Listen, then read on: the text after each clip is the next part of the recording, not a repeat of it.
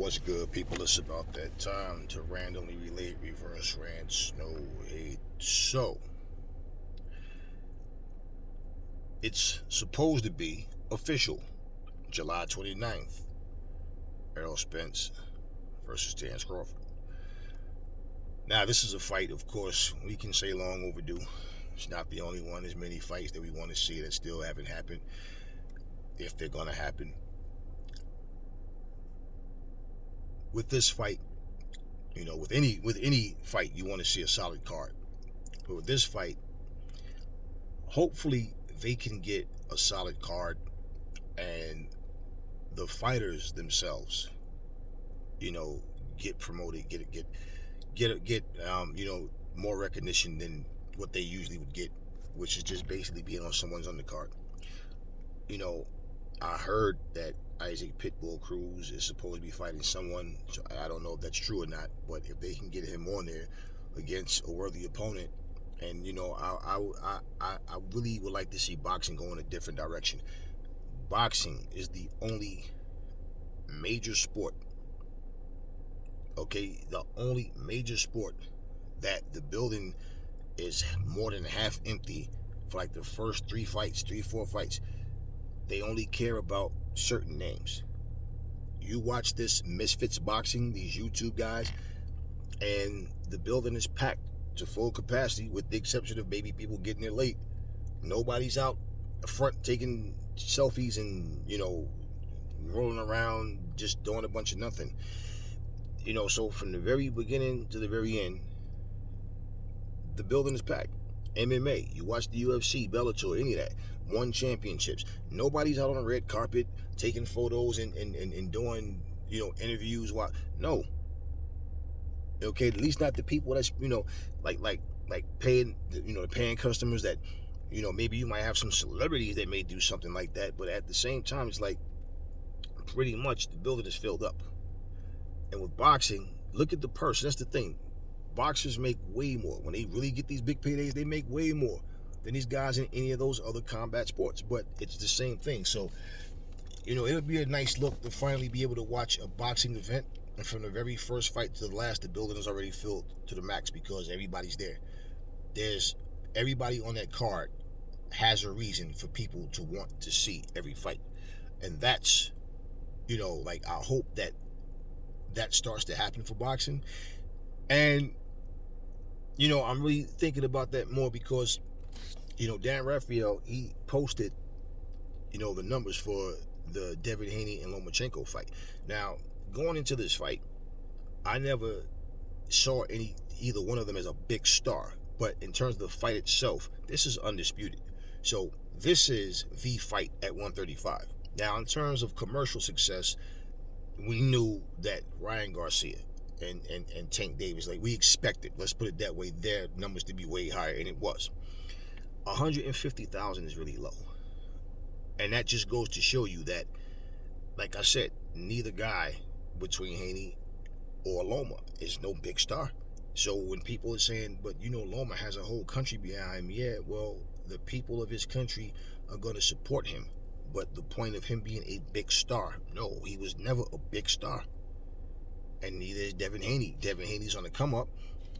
He's getting his money, but just in terms of attracting people to want to watch, this sport, they have their fan base, but it's not the biggest. So to see that, I don't know that Terrence Crawford and Errol Spence is going to be a big draw. So the fight itself, I expect to be a great fight, but in terms of the attention that the fight gets, the event itself, and that's, for me, that's what I look at. I don't look at just the main event. I understand that the card has to be right. People have to want to come, because you got to understand too, it's like this is the era of the casuals in terms of the majority of the people that's talking about fighting and who's who, and that's why you have people asking who you think will win, Anthony Joshua or Jake Paul. They don't know the difference between these YouTube fighters and actual boxers. So it's they support what they support. So even like I've been telling you guys, you hear people, different guys, Sean Porter, you know, Eddie Hearn, you know, just different people, you know, saying things like, oh, I like what the Misfits are doing. Like, they're bringing eyes to the sport, you know, like Jake Paul. No, they're not bringing eyes to professional boxing. They're bringing eyes to their brand, to this Misfits brand, to these YouTube type boxers.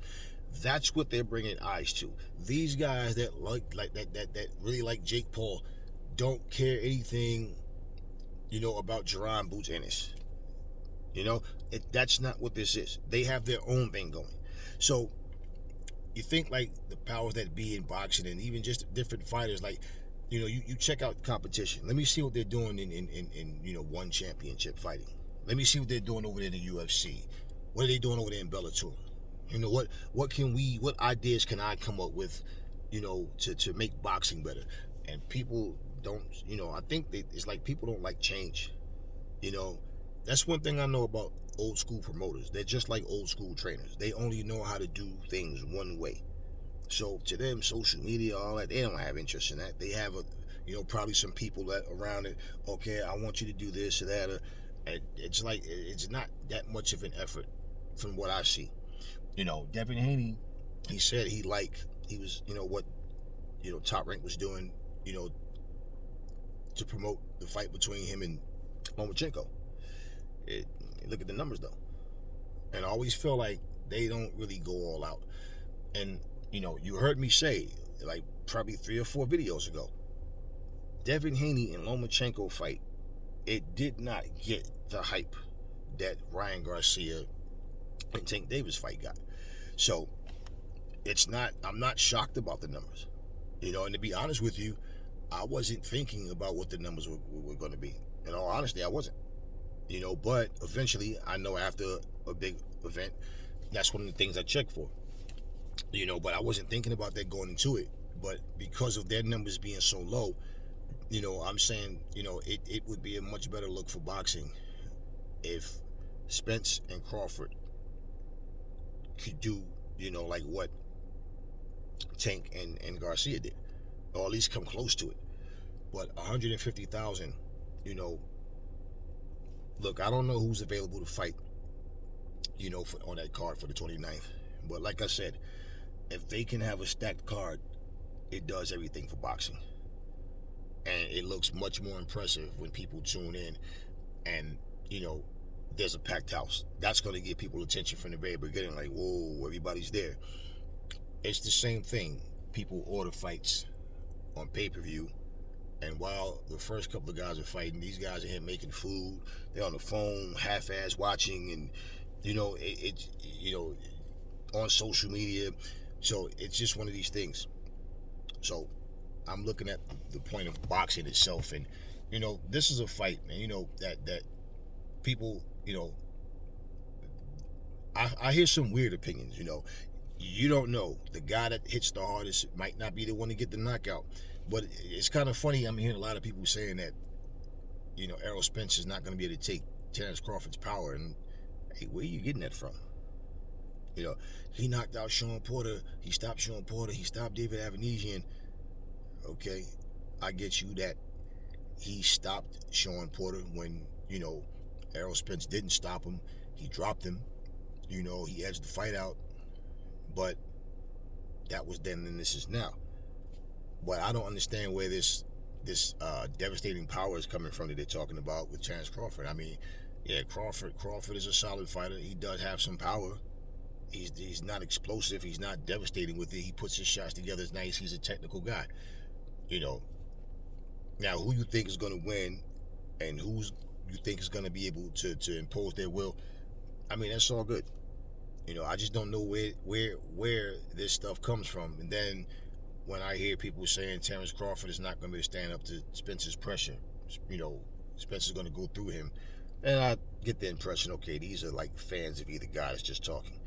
But it's weird to me because, you know, like you see these different channels that give their opinions on the fight, and it's like you give lesser fighters more of a chance to go 12 rounds with a A-class fighter, but then you take 2 A-class fighters and you say that you know, one or the other won't be able to stand up to the other guy. it's just a weird thing, and I think a lot of times people say controversial things just to get attention because they know that even if it strikes a nerve, it's like, okay, I'm gonna say it anyway just so people can talk. Reality though, this is a fight that needs to happen, and I can sit here and think of names of people that could make that card really worth people coming out to. But I would like to see Jerron Boots Ennis on that card against, someone that's worthy. I would like to see Pitbull Cruz on that card. I don't know what they usually have, like 5 or 6 fights, something like that, or whatever. Just saying, I would like to really see this card stacked up. I mean, this is an undisputed fight. Now, reality is the Tank Davis fight with Ryan Garcia had a lot of anticipation. And because of the fact that Garcia went down from the body shot, and pretty much the majority of people, Ryan Garcia could have stood up. Now the fact is, I think Tank would have jumped on him and wound up taking him out and just beat him worse and wound up, hurting him even worse and taking him out. But he could have stood up. He definitely could have stood up. Because he stood right up as soon as at the last count. He purposely didn't get up. And you heard what he said in the corner. He said, Goosen asked him, did he hit you in that rib area? Yeah, that's why I didn't want to. He said, I thought so. Yeah, and, they just like brushed it off. Okay, yeah, okay.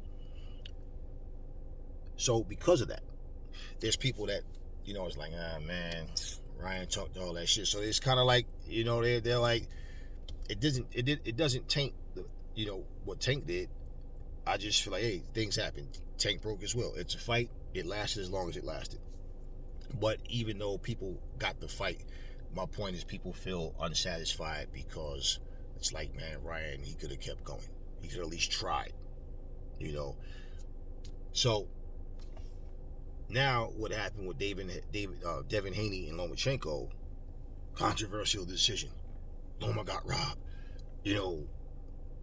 All of this stuff. So it's like that fight, it happened, and people, here's the thing, it was actually a solid fight, but people are so into the complaining and whining about it that they didn't even really enjoy the fight. For the people that, they're so butthurt because of the decision, now they just completely overlook the fight itself because they don't like the decision. Again, it's like, okay, it's another fight that happened, but it left a bad taste in a lot of people's mouth. Okay, so now with this fight, it's the type of thing where, I don't want to use my imagination of what I think is going to happen. I just want to see the fight and see what happens. That's all. I don't have a prediction. I don't care about a prediction. Everybody have their opinion. But it's just the type of thing for me, just thinking about, like, for this fight, this would be the third fight back to back where if it just doesn't go right, something just doesn't happen the way it's supposed to, it'll be a whole nother, damn, this fight was a disappointment. And it depends, because everybody's going to feel what they're going to feel, right? Whether biased or whether legit. But, I'm just saying, when you have a stacked card, then it's more than just what Errol Spence and Crawford did. Everybody's picking something from that card that they like, that because you had fighters on there that people do want to see and that people, there's respect on their name. So just saying, man, I would like to see, if they had Jerron Boots Ennis on that card, if they had Isaac Pitbull Cruz on that card, who else haven't fought in a while that they could throw on that card? Who else? There's different people we can think about that could be on this card, but we'll just have to see. Anyway, I'm not really going to go too much into anything else because we don't have any more particulars. The fight is finally supposed to be here, and we've said so much about this fight already in the past, but it never materialized. It's just like, really, it doesn't make a difference with trying to make a prediction and a fight breakdown and all that. If I feel like doing that later on a different video, it won't be now, and probably won't be until I doubt that I do it. really doubt that I do it. But just hopefully, as the time goes by, that the fight card stacks up, and then boxing has to start giving these fighters some light, man.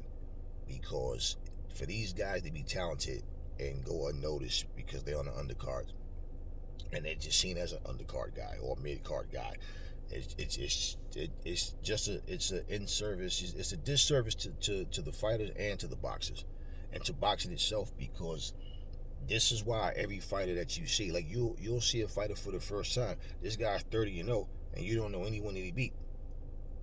And so it's like, well, when do you start to give some light to these guys? Boxing needs to start pushing their fighters, getting them recognition. They have to catch up to speed, man, to get people, onto what they're doing. Now, I will say this about the Misfits.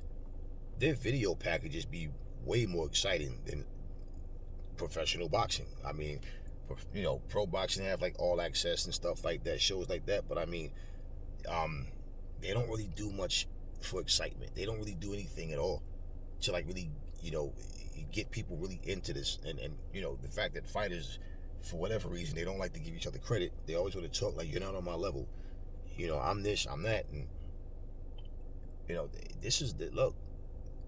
These fights, if they don't happen, people are crying. When they do happen, and people are crying because they don't, the person that won, they didn't want to win, or it's always going to be that. But when people start to, get to the point where they don't even care about the undercard, they only care about, the main event, that can change. It should change. You guys all know, if you watch, for those who watch MMA, Dana White, they promote every fight that's on the card. And every fight that happens, everybody in the arena gets to see it. And that's where boxing needs to get. And I don't know why by now people haven't come to that conclusion that this is what we need to do. Even if we have to slow it down and put these cards together more strategically so we can give you quality cards. If these fighters got to get here and fight more than just twice a year, once a year, hey, however, we need to do this. And this is where until some, it's going to take more than one person. But until people really understand that, we're going to keep getting the same thing. So anyway, tell me what y'all think. What I want to know is not so much, hey, if you want to talk about the fight, you want to put predictions of who you think is going to win, that's all good. But what I really want to know from y'all, who would y'all like to see on that undercard? I don't know how many fights is going to be on the undercard, but I'll probably put some in the comment section myself, because I already said Jerron Boots Ennis and, Isaac Pitbull Cruz. Yeah. Let me know who y'all would like to see on that card. And then the goal is to make a card where people are going to come out and support every fight. Talk to me in the comment section. Never fall in love with lies. Remember, the truth brings hate out of people. And I will catch y'all on the next video.